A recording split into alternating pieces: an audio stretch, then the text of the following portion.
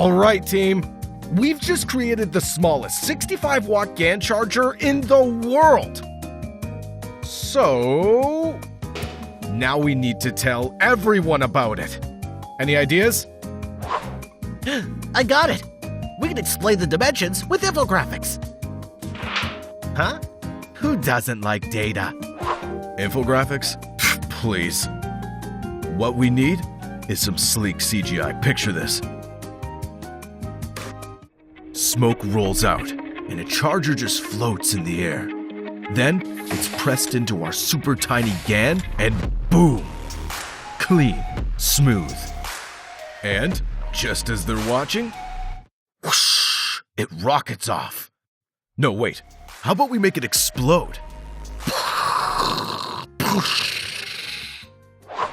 Or, how about a timeless classic? A guy goes down the street. A girl goes up to him and says, Do you have a charger in your pocket? Or are you just happy to see me?